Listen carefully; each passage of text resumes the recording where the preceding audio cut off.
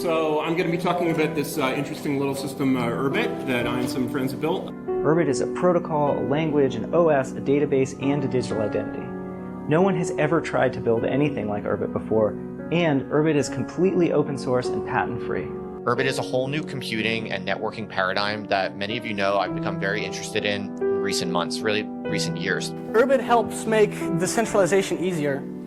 It is not a framework, not a library, it is a general purpose computer. The whole life of your Urbit is a one-line knock formula. Urbit learns like a child. Everything it knows is something it heard. My name is Christian Langalis. And I'm Logan Allen. And we work on Urbit, which is a new computer. We work at a company called Tlon, which is leading development on it, but not the only one. Urbit is a completely new way of looking at computing. Every user gets a personal server which runs your apps, wrangles your connected devices, and defines your secure identity. So to break it down, an Urbit ID is a human pronounceable ID and a human pronounceable key. Why don't you tell people who you are first? I'm Hawk from Modlex, otherwise known as Lane. I'm Sarlev Sarsen. This is Litnet Maltype. All right, welcome to this month's developer call with Palfin Foslip. I'm here with Lagrave Noxep, who is, are you the editor-in-chief? You would just type in DM Minderfolden, and that would come to me. So hi everybody, I'm Civil Hatred. You might know me as Reed. Hey guys, this is Whitfile Radfed. And I'm Ravsef Bikram. What's your Urbit, Jake? You have a planet. I'm a ranter tapper. So if I want to talk to Yuri, I talk to Yuri directly. It doesn't go through some like Facebook or Google or whatever server. Now, I don't mean to hate on the internet. I don't hate the internet. The internet is an amazing piece of technology. It has enabled us to do all kinds of things that we could never fathom doing otherwise. Right? A lot of us met over the internet. That's why we're here. And if you look at sort of the dream of the internet from the 80s and 90s, it was a dream in which everyone on this network would have their own server. And just the imposition of a significantly powerful final goal reorganizes everything else around it. So here is, you're in Urbit. Are we live? Yes, we're live. That bounced off the server and came back. So that's basically a simple console talk app. Hello from...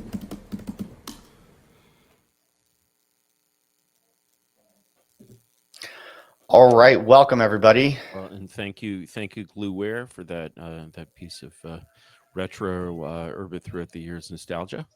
And yeah, I'm Sorg Nanpive, also known as Curtis Yarvin, and here is Hatrix Lasted. That's right, Hatrix Last Stud. I've capitulated, and tonight we have a discussion planned for you all around. We're going to be talking about success paths for Urbit. We're going to talk about the different strategies that have been floated and theorized and how Curtis is thinking about it now.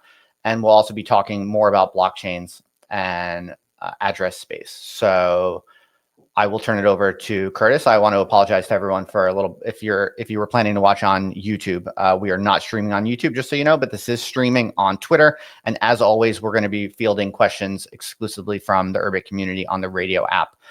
Just be aware that it's not streaming on YouTube for some migration account issues we were having. But yeah, so watch on Twitter and talk about it on radio. I will be monitoring for questions, and only those questions surface through radio will be sent to Curtis. Without further ado, Curtis, please take it away. All right. Well, the most usual question in a monthly address like this is what's going on. There's two answers to that question. The first is the answer to,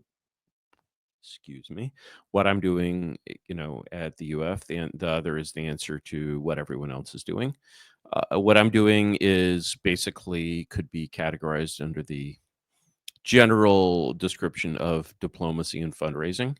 And we're attempting to figure out the kind of future structure of the whole Urbit project with Tlon and with some potential investors.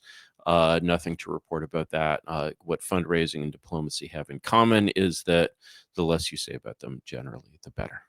So let me, but I'm optimistic. So let me move into what we're actually doing at the Urbit Foundation, and because I sort of want to give a little update on that, and then let me talk about some the future.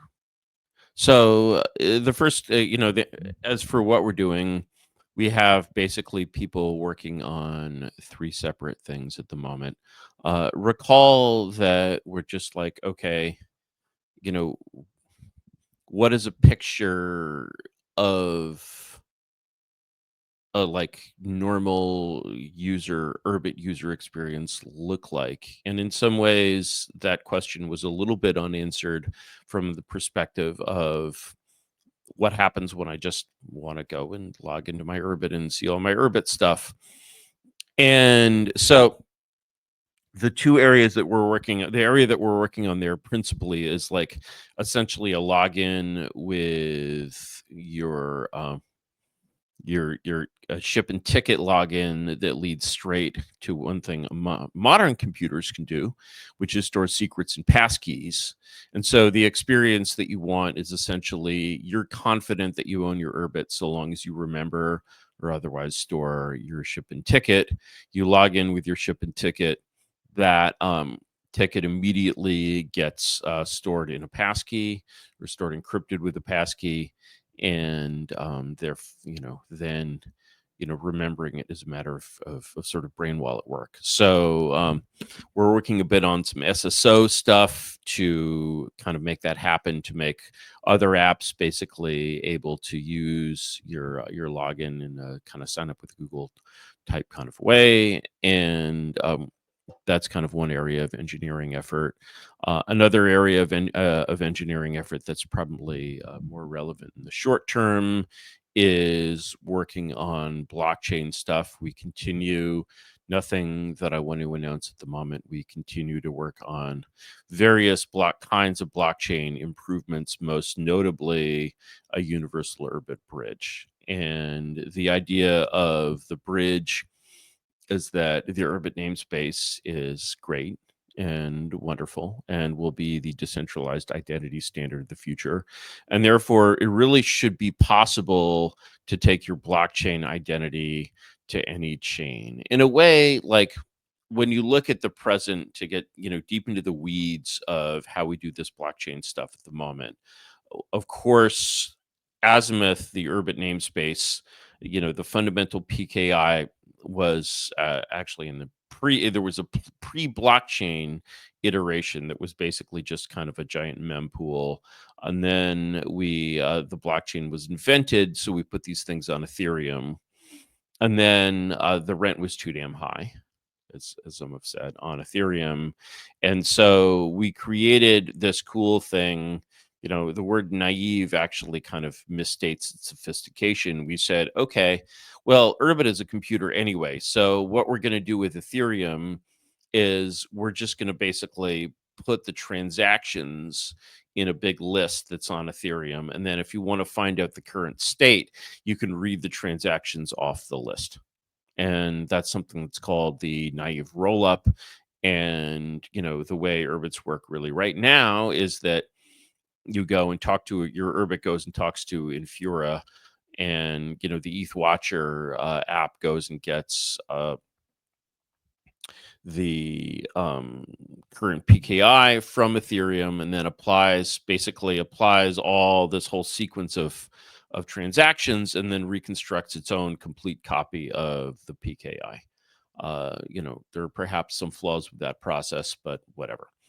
And so, like, what we, of course, essentially, there's nothing wrong with that design as long as you assume that essentially nothing which isn't Urbit is going to want to use that state, because you're fundamentally, that state is still on mainnet Ethereum. You're basically just avoiding paying for the results of rolling it, you're avoiding paying in blockchain fees for the results of applying those operations to the PKI data structure. So rather than doing it once on the blockchain, it's much cheaper and easier to do it in everybody's Urbit, which is, of course, a computer. The downside of this is that there's no way that anything else on the chain has access to the state of these L2 Urbits. There's no, basically, it's a completely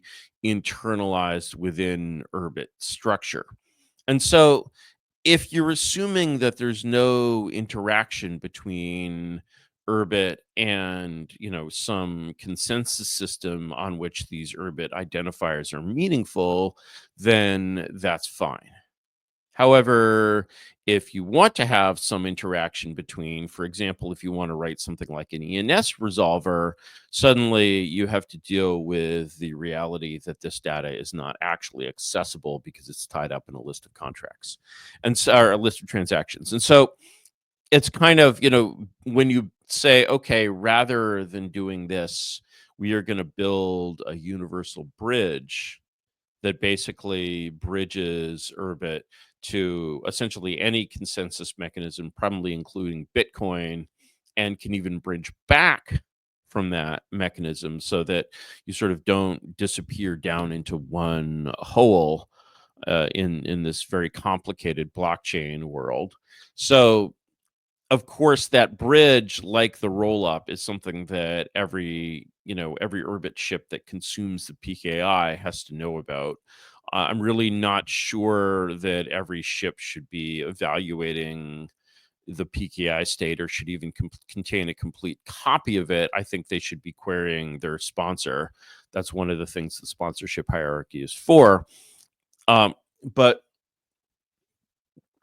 the important thing is that basically, because there's so many people who want to go in so many different directions for so many different reasons in consensus design, ranging all the way from very sort of meme coiny consensus light structures like, Solana and Base, to the true mother chain of Bitcoin, to creating a new consensus chain or using an existing one like the new Nock chain.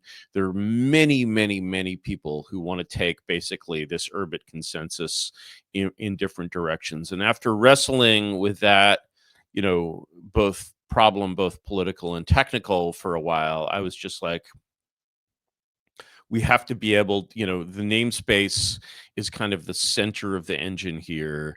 And we have to be able to take that. It's essentially, Urbit, one of the things that has to happen if Urbit succeeds, not saying that this is in any sense the direct path to Urbit succeeding, but it may be, but it may not be. One of the things that has to happen if Urbit succeeds is that Urbit becomes a standard identity mechanism. And so you want to be able to use that mechanism for applications with applications on any standard consensus system. Moreover, one of the things that you discover, and this is something we realized recently because there were a couple of little hacky details in my original design for the multi-bridge that, as Ryan pointed out, just didn't work. And one of the things that you need for a successful bridge is a trusted oracle, because you basically you're moving these points onto a different blockchain, and you can't import all of this different blockchain back into your other blockchain. And so you have to be able to say definitive, you have to trust someone to say, hey, I took this point, I took this planet, the star, probably galaxies will stay on mainnet Ethereum, at least for now. I took this star down to Solana, spawned some things. Now I brought it back. I spawned these 6 planets while the star was on Solana. Now the star is back in Ethereum. Anyone who can read the Solana blockchain can verify these things, but on the Ethereum blockchain, the only way to get that read is to get someone to swear to it. And that's called, if you're not super down with blockchain world, that's called being an oracle. And being an oracle, what's interesting about this is that being an oracle is a rather important function in the blockchain world. And here are the things that you need in order to be an oracle. One is you need a computer, which is actually watching things and doing things.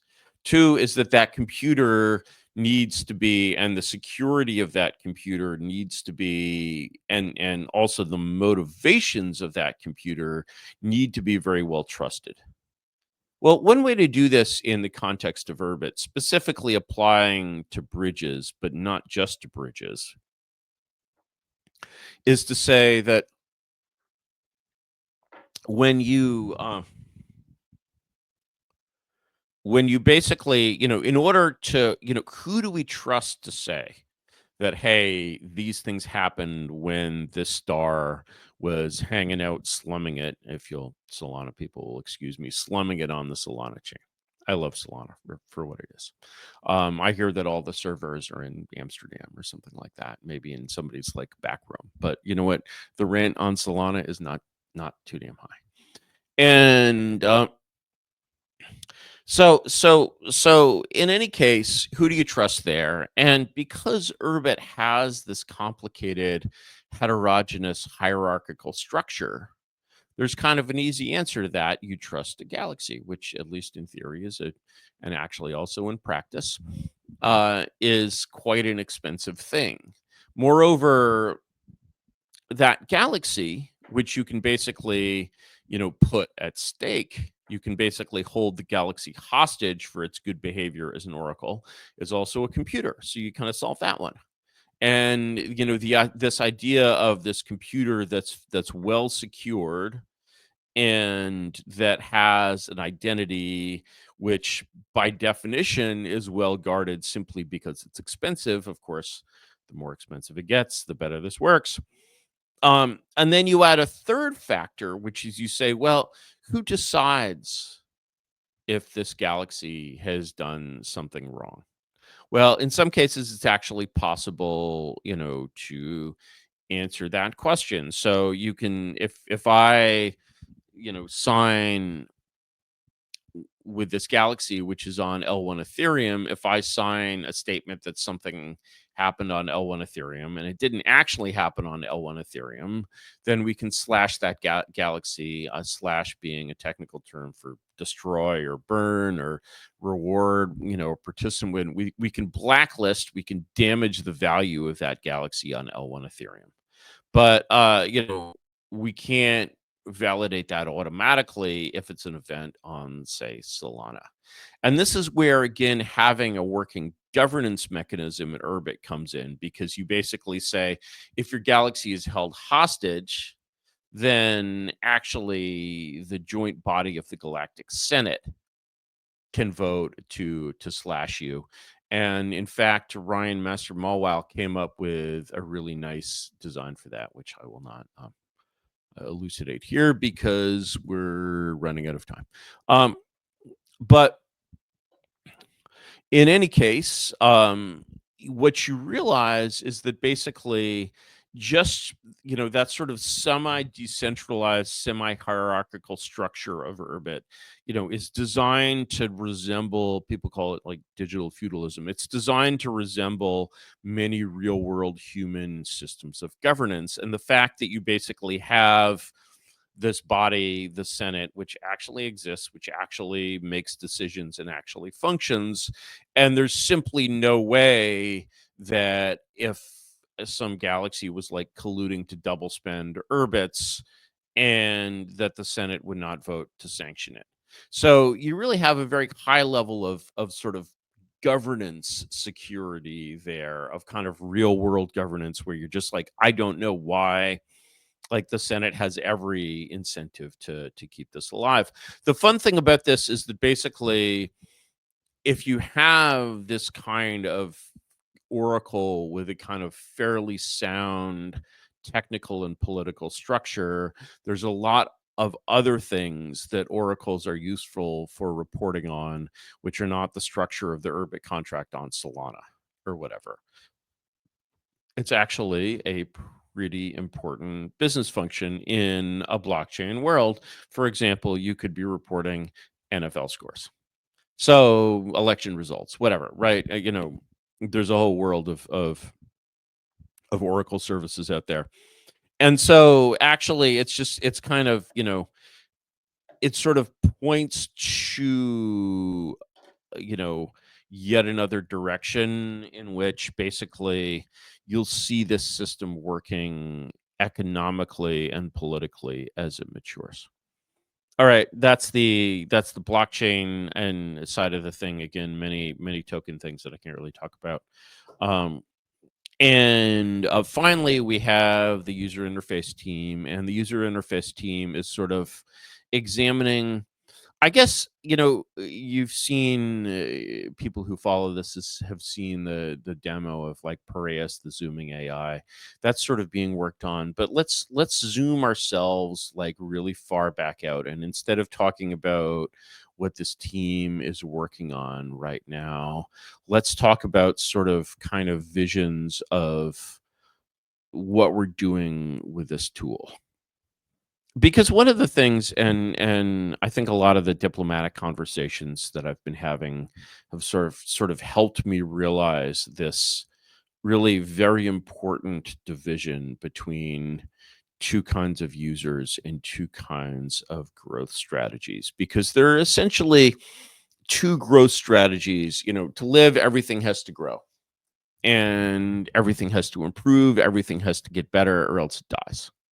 For Urbit, there are essentially two growth strategies that are sort of clearly available. And one of these growth strategies is to basically target essentially a product first, or tool first use of Urbit. Hang on, I have power problems. Why do I have power problems? This should not be.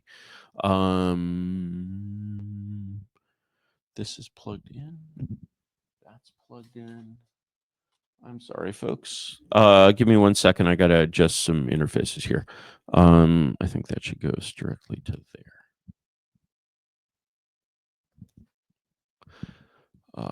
There we go. Much happier.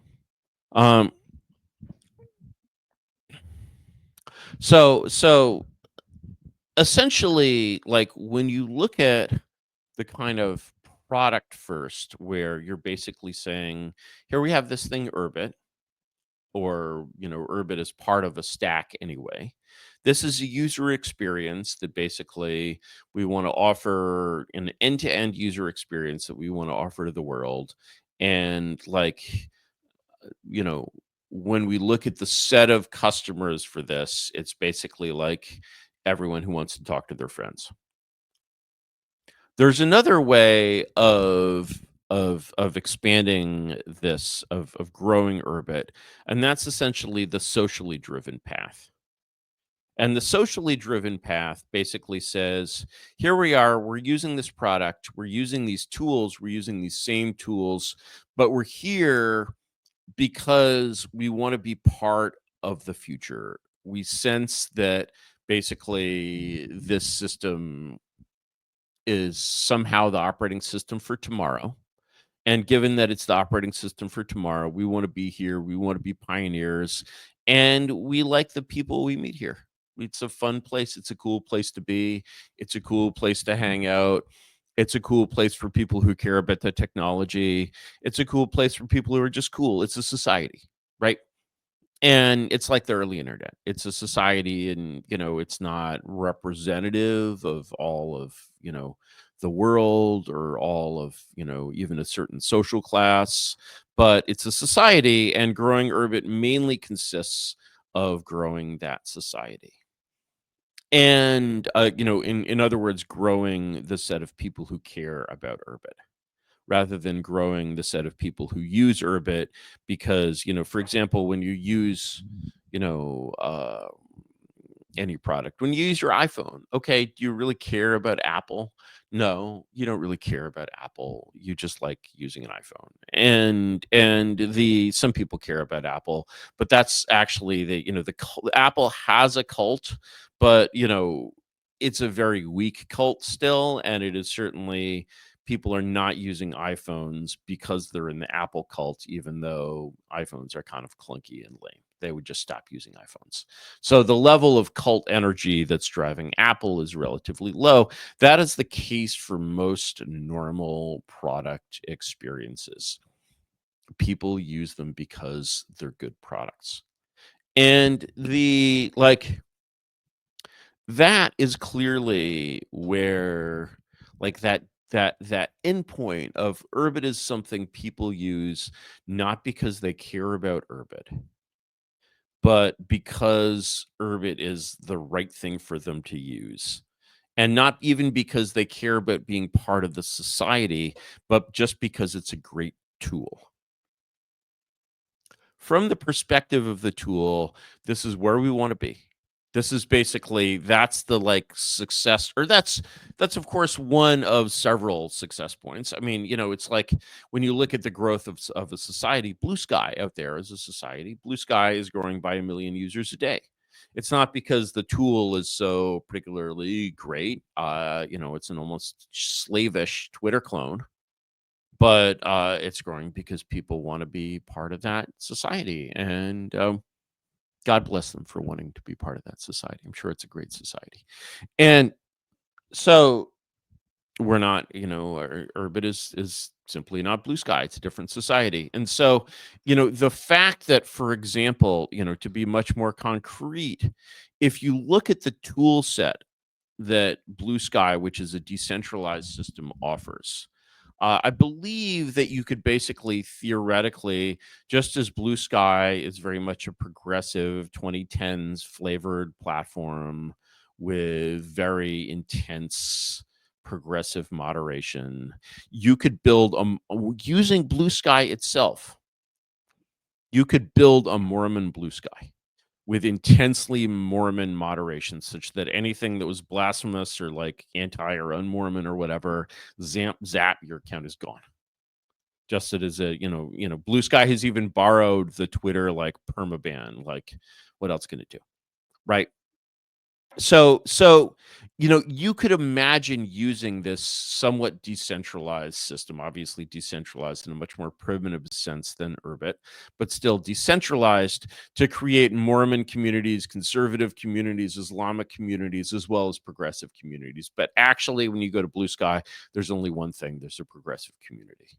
And this to me illustrates, I mean, it's a very different thing. It's a different kind of product. But this to me illustrates basically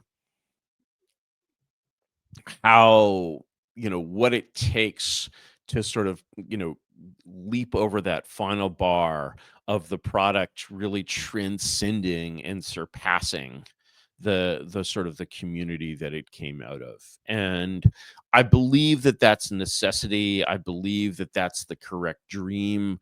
I'm not sure when it's going to happen. I would say that when I look at the approach from sort of basically, okay, growth that stays as community growth much longer. It's not even that you're trying to expand the community. That happens naturally. What you're trying to do is make the community a better place. And this better place has constantly more cool people. It has constantly more cool tools. There are constantly more cool things happening. It is and you're like, Curtis, what things, what people, whatever. Well, of course, the entire reason why this is the Wartime podcast is that we all of these things. In general, the mission of the Urbit Foundation is to spend money to support Urbit, and so as we basically go through the process of figuring out how we're going to do that, we're thinking in a very, very abstract sense of okay, what does it mean to actually solve this problem? Because it's clear, the problem with the old Urbit Foundation wasn't just that it ran out of money. The problem was that it may not have been the most effective organization in the world. And we certainly want to be the most effective organization. Well, next to SpaceX, I don't know. But we would certainly like to we need to have a clear and focused mission.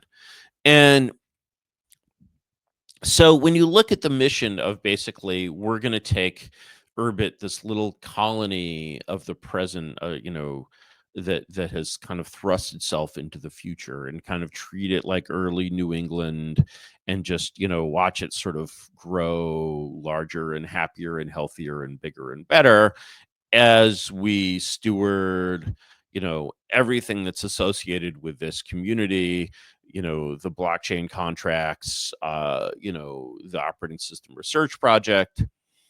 That's sort of, and as we improve those tools, one of the key things in the development of any kind of software is a concept called dog fooding. The idea of dog fooding is that you use the software that you developed. Crucial process point is that basically users of any kind are enormously if software with no users is dead code. It should not exist. It should be deleted. It should be destroyed. If it has no users and will never have users, like, delete that code as soon as possible, or like move it to like some kind of archive where no one will mistake it for being real. But in terms of the reasons to get users, there are economic reasons to get users, whether those users are impressing investors, or whether those users are actually in, the holy grail, generating actual revenue coming in the door that you're using to fund your operations rather than having a burn rate. That, of course, is the dream and the goal. Okay, those take numbers of users, obviously, that start in the, 5 figures, and go upward. But even the gap from 0 users to 1 user to one real user who, like, really wants to use the thing, maybe has no choice but to use the thing, maybe has no choice but to use it because he works at the company that developed it. Okay, he's a captive user. He would never use this tool, but he's going to use it because his boss tells him to use it, and because he uses it, he's going to find things wrong with it, and things that it should do, and weird things about it, and like things that surprise him. And that process of maturing is such that that's not about getting to 10,000 users. That's about getting to 10 users. 10 users gives you about 75% of the knowledge that you get from 10,000 users. And that's why dog fooding, even at very, small levels, is really great. Now, if you have a community that basically feels that this project is cool and awesome and amazing, and as it is, you have, again, more and more people who will come in and use your thing. And so, in terms of basically advancing the community, one of the things that's critical is, the community is the society, is the set of everyone who believes in Urbit or thinks Urbit is cool, which is actually a rather wide net. And ultimately, you have name recognition, right? You go inward from that, and you have the people who actually want to use the thing, even though maybe it's not the strictly most efficient tool for them to be using for that purpose. But if you want to communicate with people on Urbit, it's obviously the best tool. But as you start to introduce, basically, like, what you're trying to do in that phase where you're basically dog fooding or doing extended dog fooding with the aid of a passionate community, is you're trying to get these kinds of numbers of users for something that just make it real. And specifically, what really the goal is to do is to say, hey, everyone out there, whether they're Urbit fans, whether they work on Urbit or whatever, they have a bunch of personal data. The Urbit source code itself is personal data like this. To the extent that that all of that personal data and personal use of those people drifts toward Urbit, Urbit gets stronger. And Urbit gets better. And I think the default picture, I think it's great to attack really hard challenges. And there's the great thing about targeting users outside of Urbit is that it's really sobering, and you're raising the bar sort of really, really hard, because you're saying, hey, I think I have something here that people will use, not just because it has this cool technology behind it, but because it actually does cool, amazing things for you. and isn't clunky, isn't janky, isn't any of the things that make an app unusable, that's a high bar. And that's sort of the bar, a bar that's great to be to shoot for. And the thing is, if you're shooting for that bar, what's even better about it is that you're shooting for a bar that may even be above what you need for internal users. But you know what? If it's above what you need, it's never above what you want. And so, that kind of energy to basically bring the Urbit community tools that are just, more and more amazing for us kind of culminates in a moment where our own tools that we use are so good that our friends sit down next to us and are like, "Oh, what are you using?" And they realize that this tool solves their problem better than something else, even though they don't really care about this Urbit thing.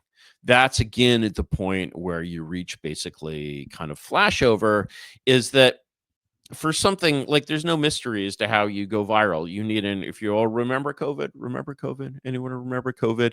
You need an R0 of greater than 1 to have virality. So everyone who gets your digital COVID needs to give it to 1.1 people, and you're off to the races.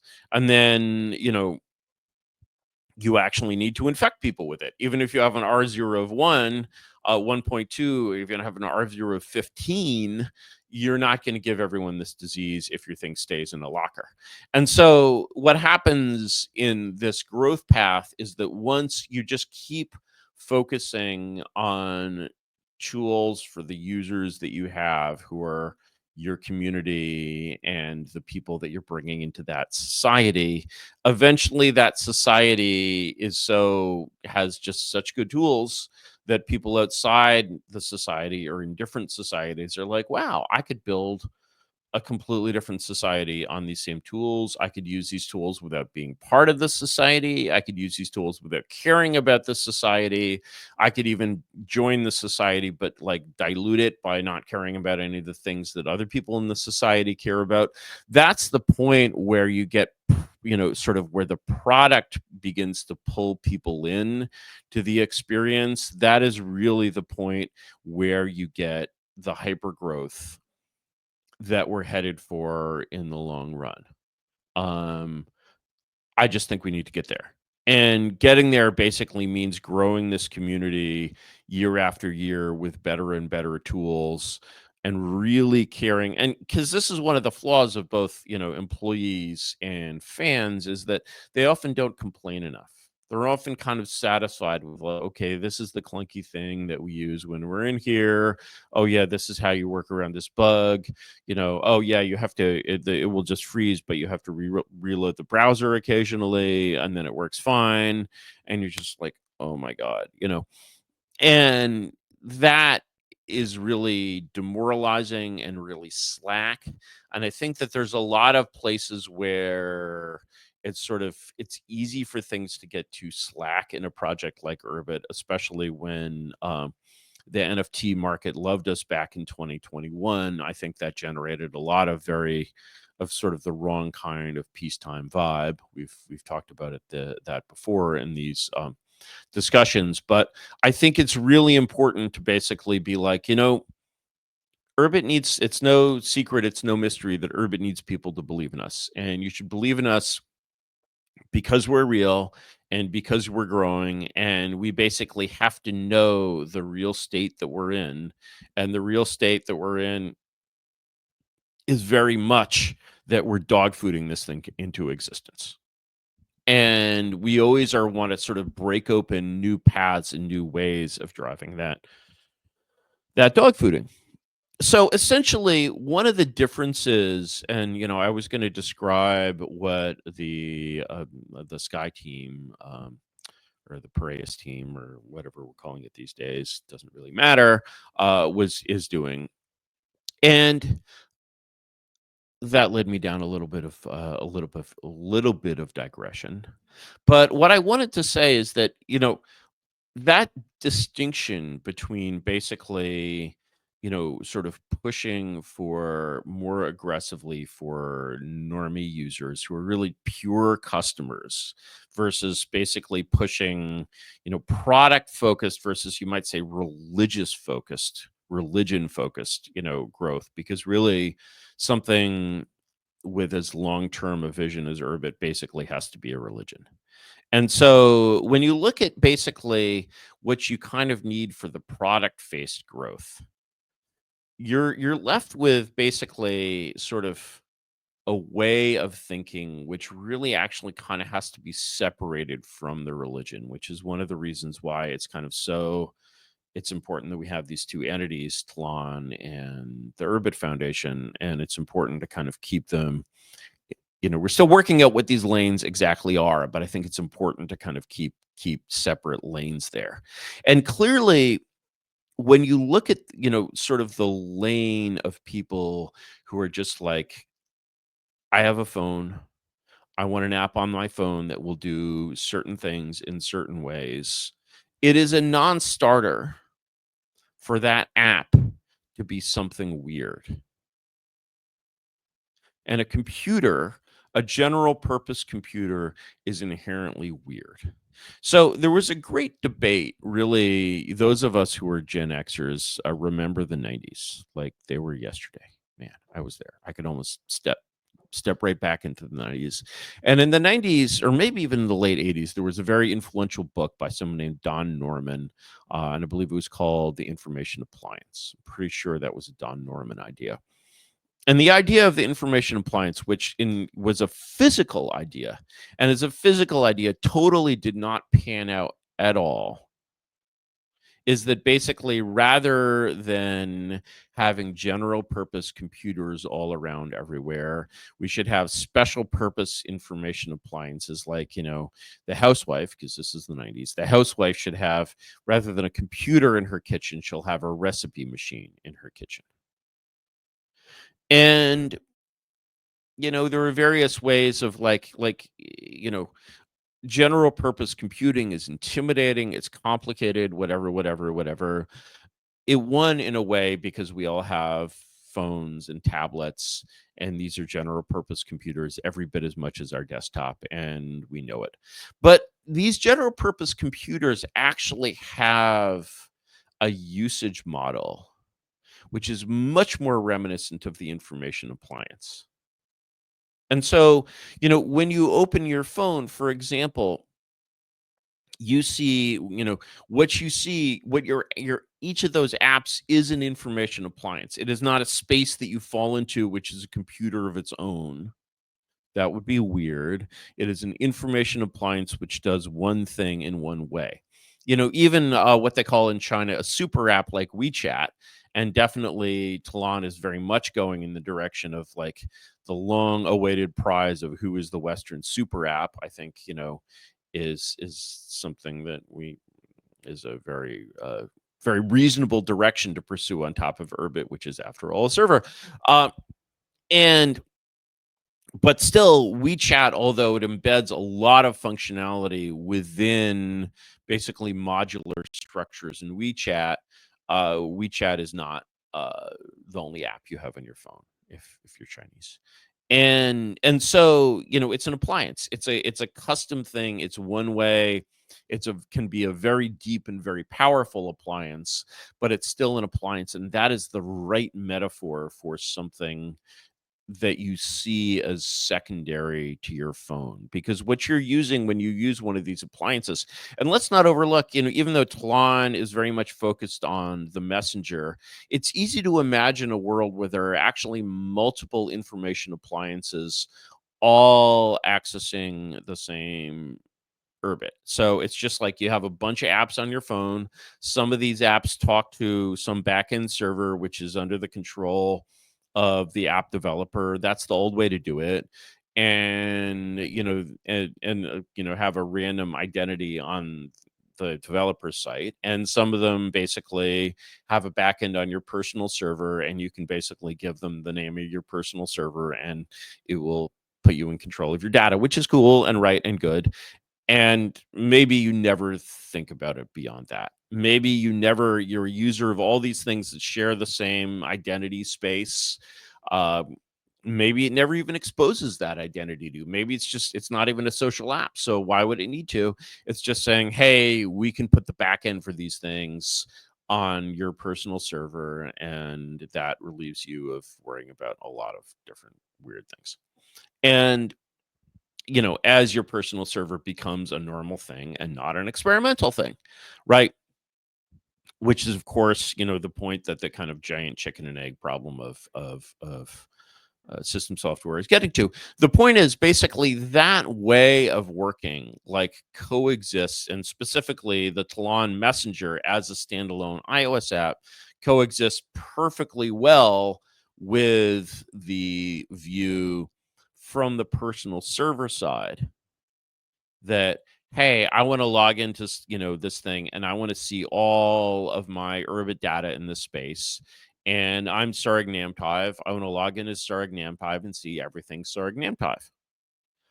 Totally reasonable way to use your personal server.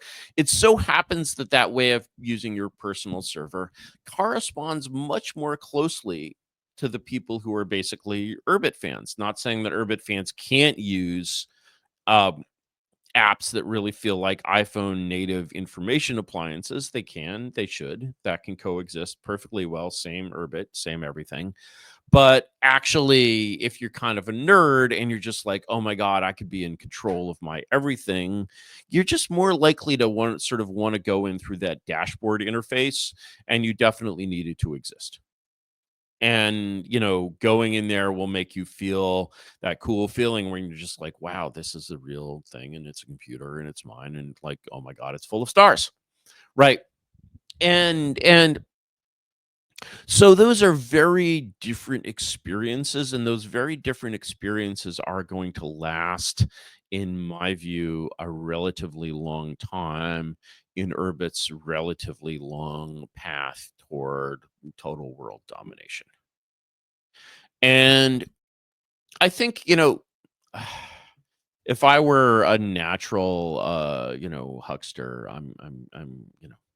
I need to get better at this, frankly. But if I was a natural huckster and, meme coin pimpter, I would basically start this kind of monologue by pimping my shitcoin. But Urbit is obviously not a shitcoin. It's a very serious, long-running project. And I think some people, it's easy to ask, why should I believe in this? Why is this the future? And I have a very simple answer to that question, which is that basically, let's say we look at Urbit as a namespace, and we say, how well is this namespace competing with ENS, the Ethereum namespace, for example? Which are really, it's a pretty apples to apples comparison. Or even, another distributed identity system, an amazing one in so many ways, is WorldCoin. And you're basically like, how does Urbit compete with WorldCoin? And I'm just like, obviously, these are systems, first of all, these are systems that obey Metcalfe's law, meaning the value of the system is the square of the number of users. So WorldCoin has many, many millions of users. ENS, many names have been issued, et cetera, et cetera, et cetera. I went to a WorldCoin presentation, and I heard a really astounding fact, which is that they have onboarded almost half the population of Buenos Aires. So if you've been to Buenos Aires, just walk around Buenos Aires and just look at the people. Every other person you see in Buenos Aires has been scanned by Sam Altman's orb. As have I.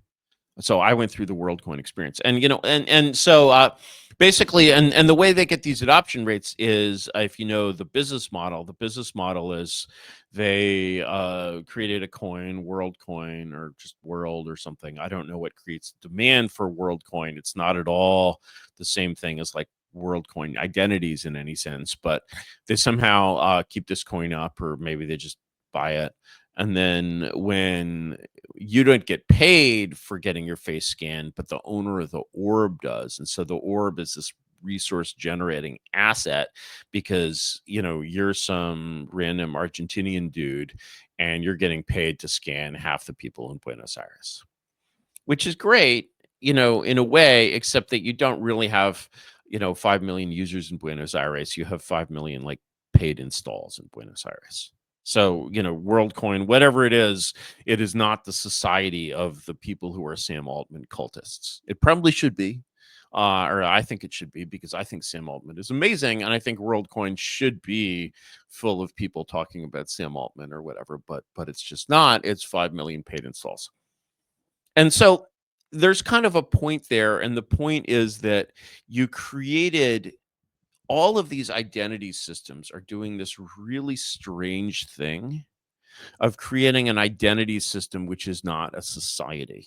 Or in many cases, an identity system, Farcaster, which is an amazing system, is to some degrees fixing this for ENS. It's an identity system without even a default communication system. So if I know your ENS name, I can't even say hi to you. Like, what kind of a society or what kind of a space is that, right? And so you're just like, well, if you go to WorldCoin, for example, can you build a chat app that enables you to chat with other WorldCoin users? Sure, you can. You go to WorldCoin, you open up your WorldCoin app browser, and there's a bunch of apps in the WorldCoin app browser. They have already tried their ecosystem gambit. These apps are a mix of spam, crypto spam. I didn't see any porn in there, but I wouldn't be surprised for them to be porn. It's just like basically algorithmically selected, like they tried to have an ecosystem and all they got was garbage, right? I'm sympathetic, obviously, but right. There's nowhere to say, hey, if I have a WorldCoin identity, I know how to message another WorldCoin user, or like, would I even care, or anything like that. Right. And so you basically built this thing, which is sort of this cargo cult of a society, and this cargo cult of kind of a complete tool stack, but it actually isn't anything at all.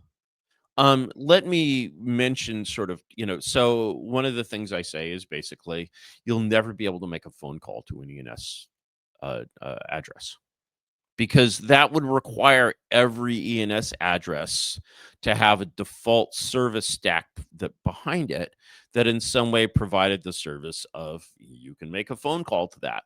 Urbit does not have this at present.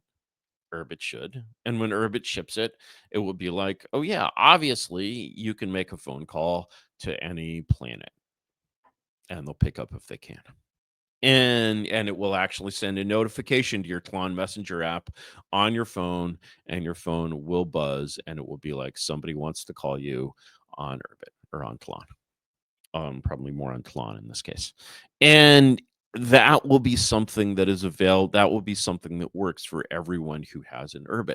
If you have an identity system without a standardized, basically service stack, and you just expect like the market to like produce these services, and then one of them will like win, you'll be waiting. You'll be waiting, waiting for Urbit to be mature is actually a much more reasonable proposition than waiting for that. And so, when you look at Urbit, basically what you're seeing is you're seeing something that was essentially designed to be a complete future computing environment.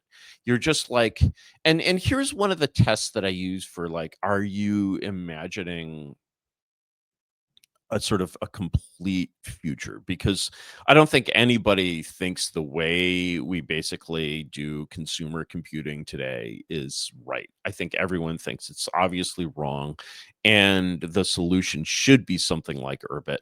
And if Urbit was actually a mature system that everyone could use to solve the kinds of problems they solve with shared cloud services today, would anyone invent the shared cloud services again? Would anyone, if whenever you have a new thing and the new thing hasn't succeeded yet because it's young and new and it's just this sort of dream, if everyone did, if everyone used Bitcoin, would anyone invent like the Fed in fiat currency?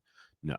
And that's one of the reasons why you can tell this thing has the potential for becoming the future. If you see something that kind of doesn't really have potential for becoming the future, you'll be like, even if we were running, even if we did everything this way, we'd still want to do things the old way too. And if the old way didn't exist, we'd actually have to reinvent it. So this is not a complete picture of the future.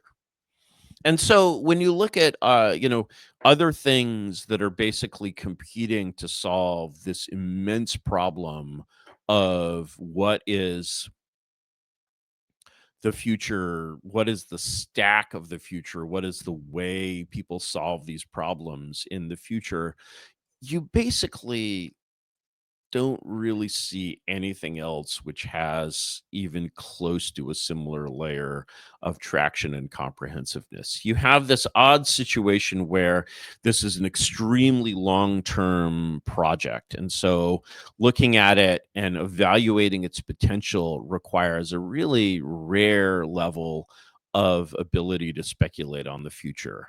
But, fundamentally, when you look at what Urbit is trying to do. When you look at what any young system is trying to do, there are two ways to bet against it. You can say the world, or three ways to bet against it. You can say the world doesn't need something like this or doesn't want something like this. You can say the world might want it, but it will never be able to get it.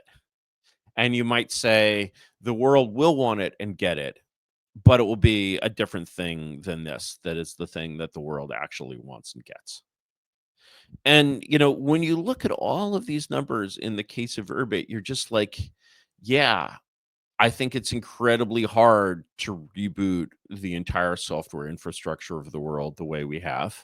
I think we're actually incredibly close to having something that can almost meet that bar of like this succeeds without anyone caring about it. It's a very hard bar to hit. I have no illusions about that, but how close we are to that is absolutely incredible. And I certainly think we're capable of exciting the world with this thing. And I also think that there's a lot more research to be done. Just the sense of it's not necessarily that Urbit needs basically this kind of more futuristic model, but as soon as you're basically starting to look at this Urbit and at the kind of what I call the dashboard experience, and you're saying, I want one dashboard for my whole online existence. And that dashboard, by the way, will, take your Urbit will reach out and take control of your cloud services well before it's killed them and moved all the data onto itself. So it really will be a way to access everything that a computer that is working just for you can find out about or knows or can find out about your life. That dashboard view versus the basically information appliance view of you have an app, initially that dashboard view will contain an app. But as the system improves, as it develops, it will be more like, oh, you're looking at a bunch of data which you can view in a whole lot of different and interesting ways. And where the boundaries between apps are will be very clear for users of this kind of information appliance centric kind of interface. Those users will always exist. But you also basically are going to want to kind of cut through your client and just be like, no, I'm on my phone, I'm on my tablet, I'm on my desktop, but all of my interesting stuff is inside my Urbit.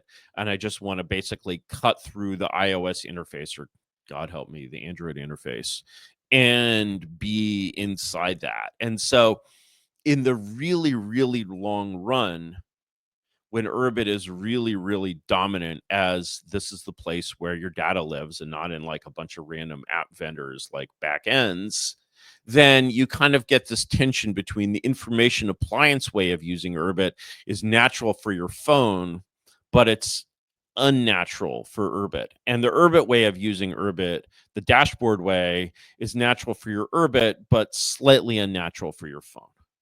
And so that creates a, a sort of tension where actually really Urbit wants to also be the OS on your phone. But, that's a war we can have sometime in the 2060s. Or maybe 2040s, or maybe even 2030s, but I don't think 2020s. And so when you're basically kind of believing in the cult of Urbit, the vision of Urbit, like that's like, this timeline of like, no, this is the 21st century's system software. This is the 21st century's equivalent of Unix and the internet. And we're building it on top of Unix and the internet, but it is so complete and comprehensive that eventually you're going to forget Unix and the internet are there, even extending to the distant descendant of Unix called iOS that you run on the thing in your hand. That's essentially how comprehensive and how complete the vision that we're creating here, has to be. And so, to call it, I think that it's important to remember basically, that's the religion. A religion needs to be transcendental. It needs to basically be this like picture of heaven. And then there's this whole other way of experiencing this versus basically Talon, which is a cool messenger app, which can do many extra cool things because you have your own server. And like, one of them has this, they sort of both have their aesthetic. There's an aesthetic of basically, the sort of gigantic, but actually pretty well fleshed out vision of like 21st century computing. And there's this aesthetic of the kind of beauty of like minimalist, like normcore banality of like, no, actually it's just a messaging app.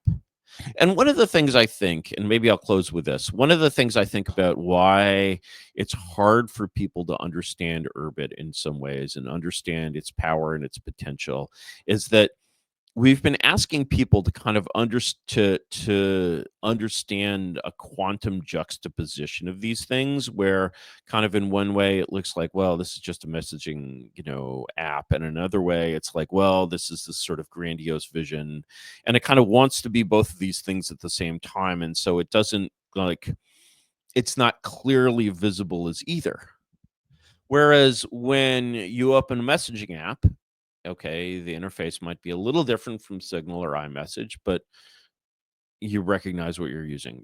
You're not confused at all about what the experience you're having is. And then it's possible to explain to you, oh yeah, hey, what's different is there's a back end to this, but the back end is your own server and not Apple's server. Not that hard to explain. If you're just like, okay, this is a personal server, you logged in, you see all of your wallet data, all your application data, you see all your stuff. You're like, oh yeah, I logged into a personal server, and this is a server that stores all my data, and here's my data, and here's how I look at it. Again, relatively banal and straightforward thing to explain. You want to explain like a quantum superposition of these things, a sort of half one and half the other. Very difficult, very confusing, very weird. And so I think it's actually like getting this kind of clean separation between these two kinds of missions, whether they're sort of different missions in a business sense or different missions in a technical sense or different missions in a user experience sense.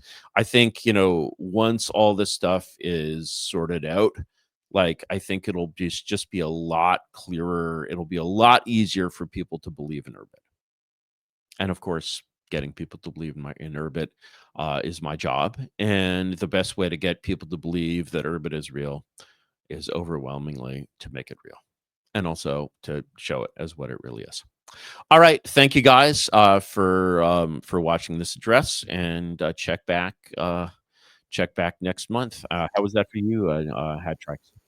Yeah, excellent. Thanks, Curtis. Do you have some time for a few questions from the audience? Is that all right? I do. All right, excellent. I got a few teed up for you right here. So first one, we'll go in order. And if you're in the radio chat and you have a question and you haven't asked yet, please feel free to throw it up. First question from Tobrin Warbud. Development, what will be... Basically wants to know about the apps and the development of apps. Just sort of like, could you say more about? Yeah. Let me say more about what this. will be ready when? Yeah. I think I have no idea, and this is the kind of question that basically, I have to answer when I know how much money I have, for example, and the so no idea, but let me tell you about the principle behind this. I think what's really important. No idea which apps either. Like that's also an open question. But what's really important with a young platform like this, which I think we've kind of screwed up a little bit in their pursuit of like pursuing an ecosystem. Always when you're basically making the choice between, can I make myself real or can I pretend to be real? Always make yourself real. And so when you basically think about, okay, here's my Urbit as the guardian of my personal data, I think a huge mistake was basically saying anything other than, okay, it's like the iPhone 1. The iPhone 1 did not have an app store. And it did not have an app store for a very clear reason. It was going to say, here is your iPhone. It is kind of has multiple information appliances on it. There's just no shared state between applications at all, which is a total mockery of the entire concept of a computer, right? Amazing decision, totally vindicated. They really are information appliances, and we are going to ship a bunch of Apple quality information appliances to you, and this is the experience with a bunch of these appliances built in. And so, Urbit's approach to this may be a little different, but what's really important is essentially separating, okay, this is at the application level in the system, but this is not an application where like, oh, your application broke. Oh yeah, that was developed by, Footbus wank knock, oh, go and talk to him about how broken it is. No, you can't do that. Not with a young system. And so it's really important to actually, like, number one, like, no dead code.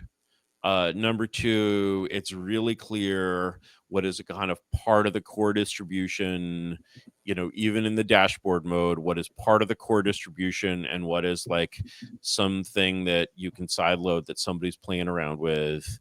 And like, the whole view of like this system is like just a big kind of playground.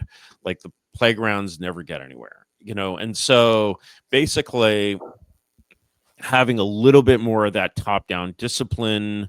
We're gonna in future go more in the direction of prizes and less in the direction of grants. In other words, rather than saying we'll give you real estate for like working on some cool thing that you think is cool, we'll basically be like those things very rarely pan out and are useful in any way.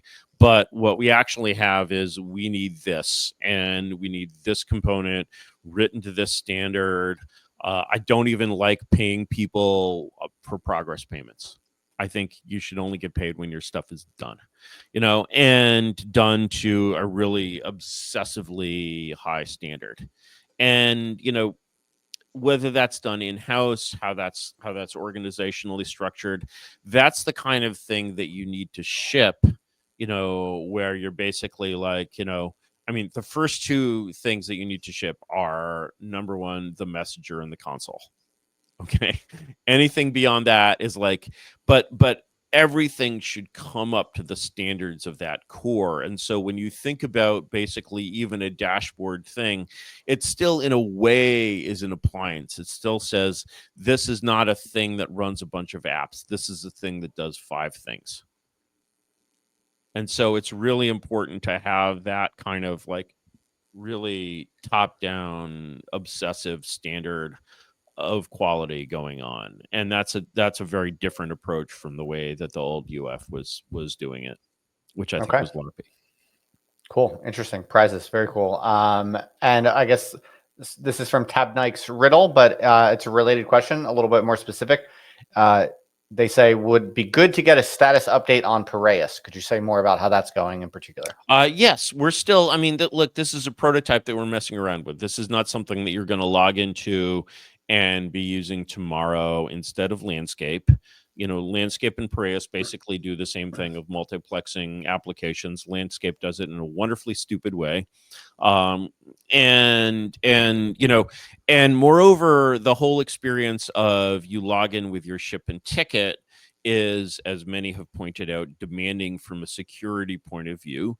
You really want to make sure that there's no way a Trojan can slip in there.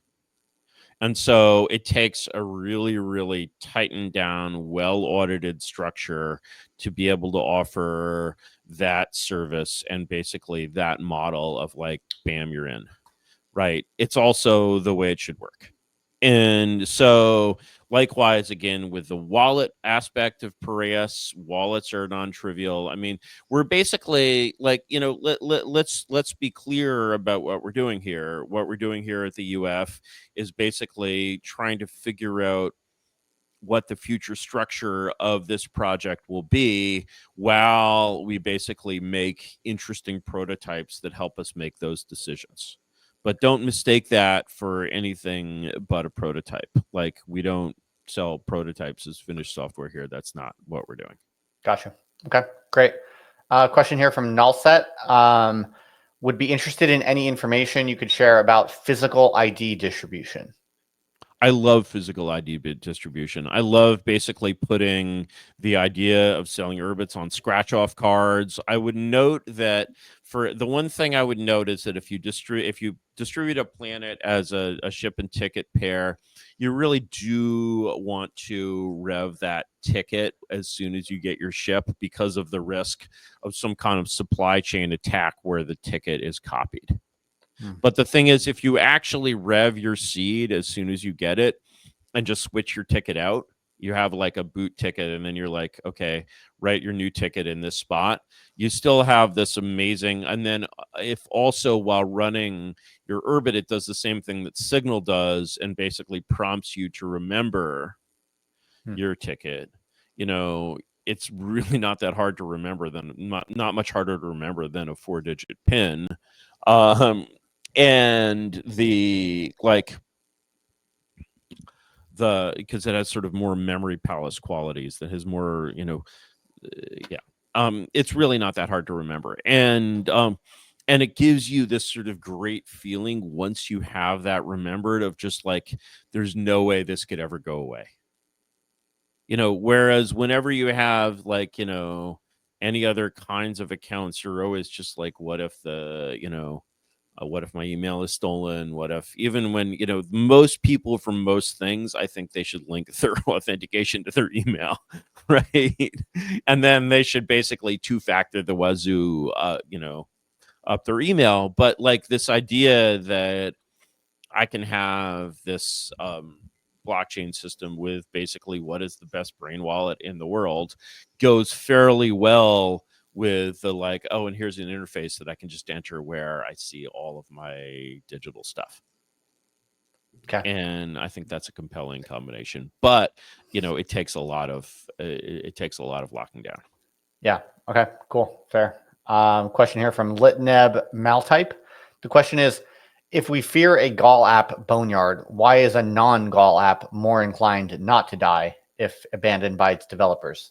This is assuming. Well, the thing is, when you're pulling something into a core, okay, there's no such thing as abandoned by its developers, because the whole point of that is essentially you're actually much more likely to be saying, hey, to a bunch of outside developers, hey, great prototype, let's whip this up to our standards. Let's put some of our own in-house engineers on it. Let's basically make it part of this core.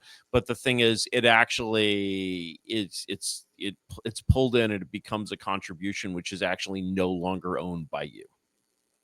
If it's part of the core, it is no longer owned by you.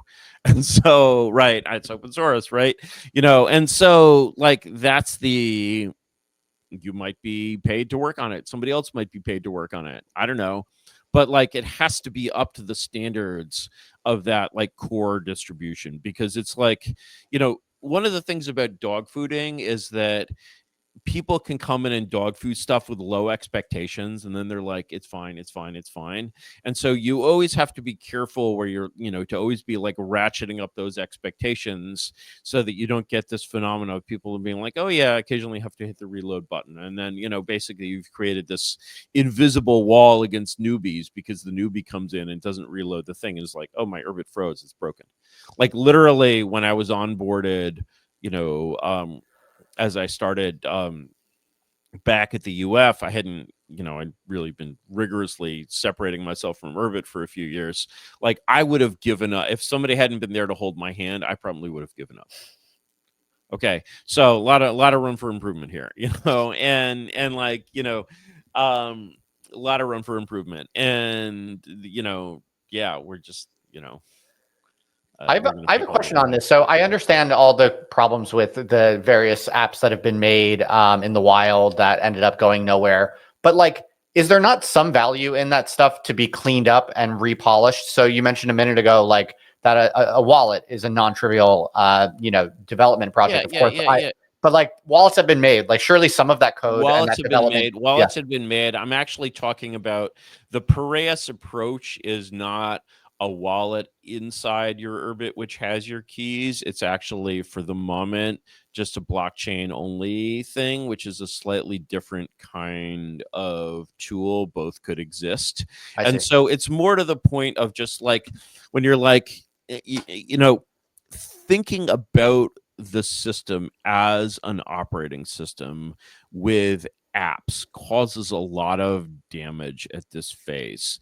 Thinking about it as an information appliance with different feature areas is much better. And so, like, yeah, like basically right now we have an operating system, we have a flagship app which is being developed by Tlon. Yes, absolutely, like one of the things that, for example, as the data of the people who love Urbit moves on to Urbit, there's a couple of things that want to move on to Urbit. One of them is the area of like personal information management that's handled very, very well by things like Obsidian. Obviously, Obsidian, Notion, etc., are very, very closely related to the question of a personal server. But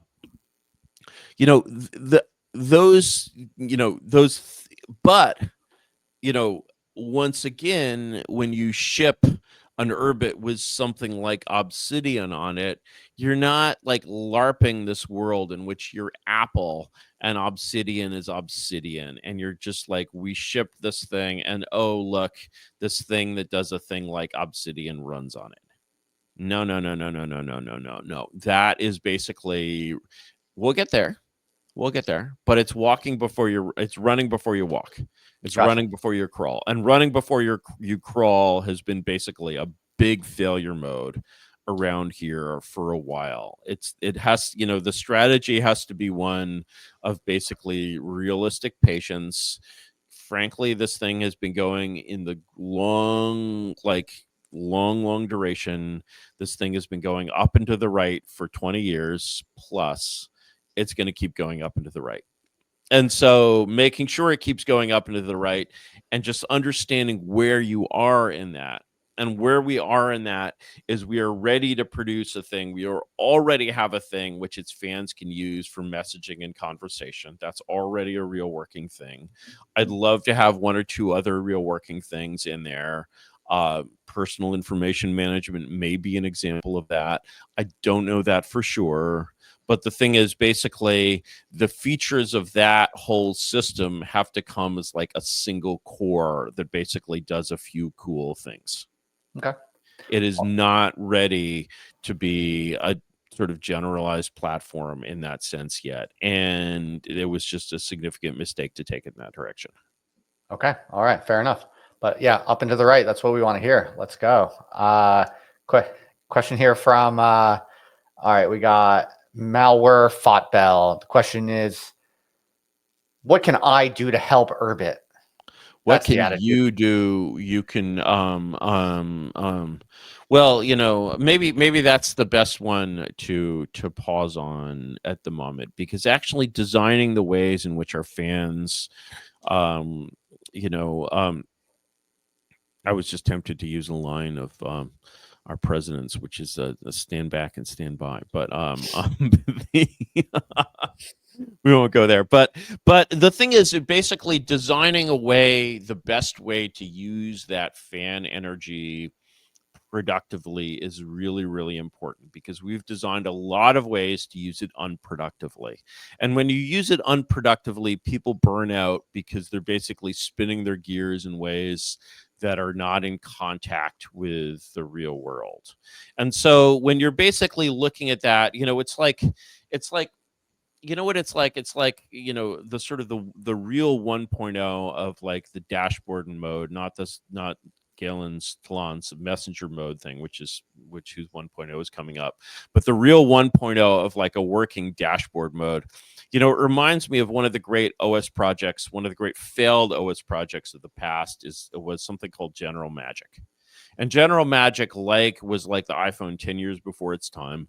And like the iPhone, again, it shipped with basically an integrated suite of apps. It wasn't like you get an operating system and then you can type like bar install like this or that or the other thing.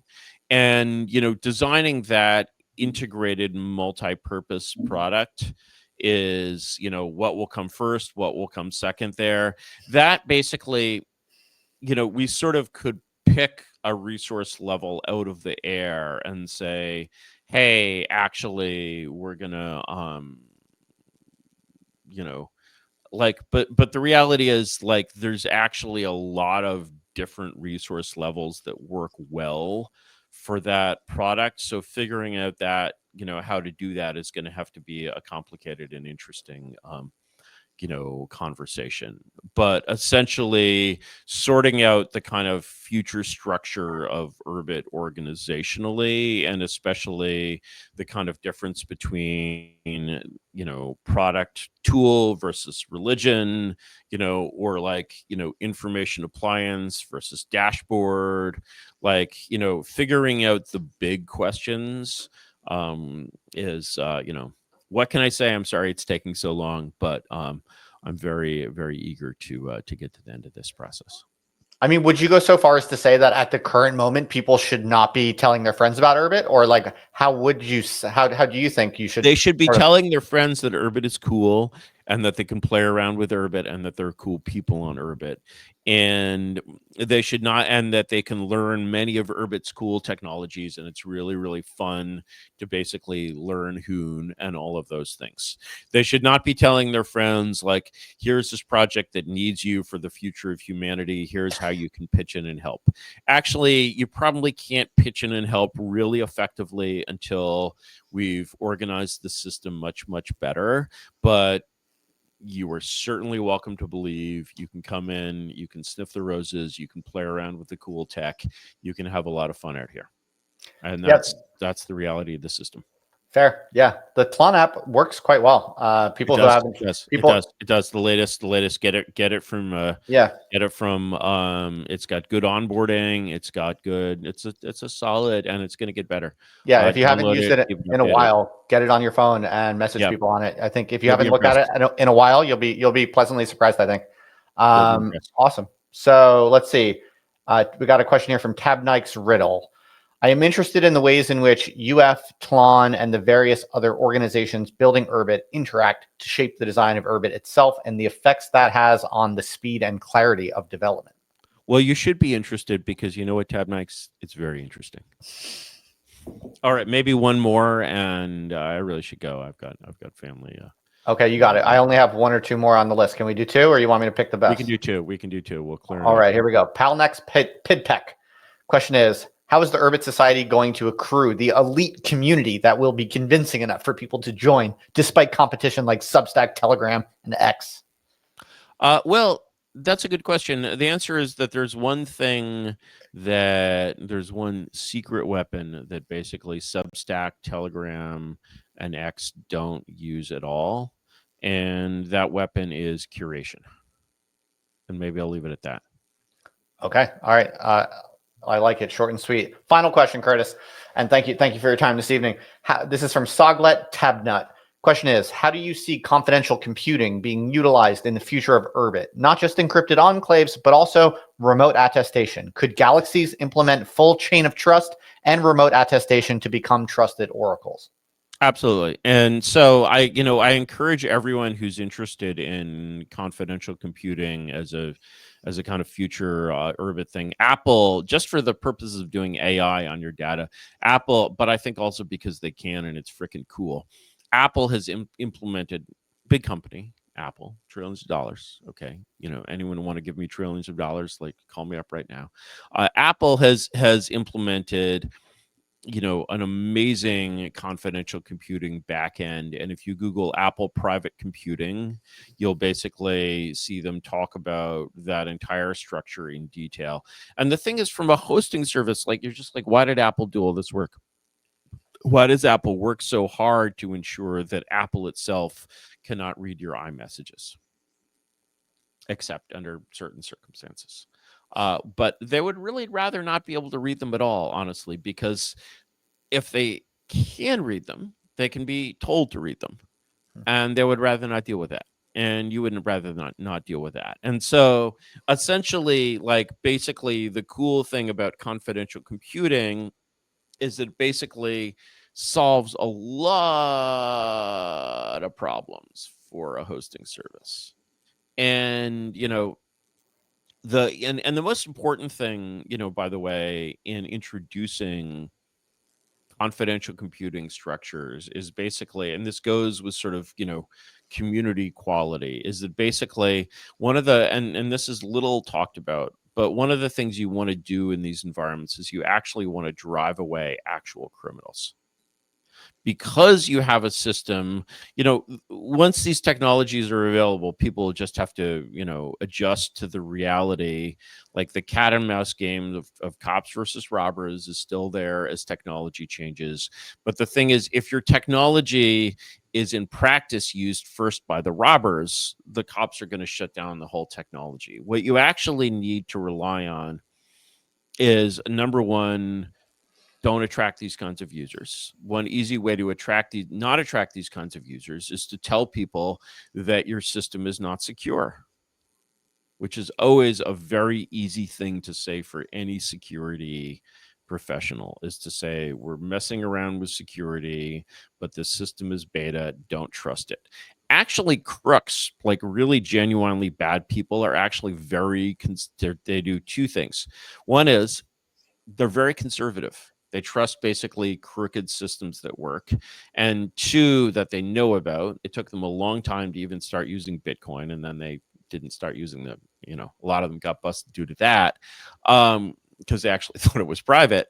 But they also tend to have much greater trust in systems that are associated with, like, shady people.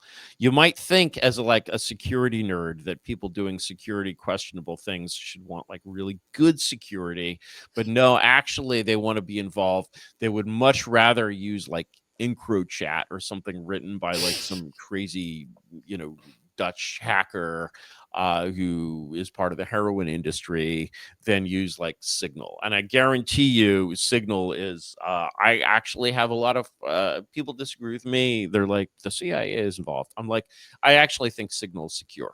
But, actually these criminals keep getting owned by, like, honeypot, things that are created by actual shady people that have switched sides and are working for the government.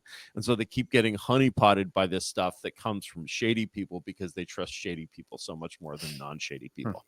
And so, when you're basically building highly secure systems, you basically need to make sure that you're actually pushing these people away by whatever means you can, because you actually you're not a crypto anarchist. You actually don't want them on your system, and because they give the system a bad name. I know that many purists will hate me for saying this, but I absolutely believe it. Okay. All right. Well, thank you for those comments, Curtis, Well, and happy Thanksgiving to you. Thank you, Hatchrex. Happy Thanksgiving to you and all. It's an American thing. We celebrate it. Don't need to be America-centric. But I guess the whole world does, like, Halloween and Thanksgiving, these days. So what have we done to you? I don't know. But all right, take care, everyone. Thanks for tuning in on this Thanksgiving Friday, and I'll see you all in a month. Yes, sir. Thanks, everyone. Thanks, everyone, for listening. We'll see you on Urbit, and same time, same place next month. All right. Take care. Bye. All right. Bye-bye. All right. Did we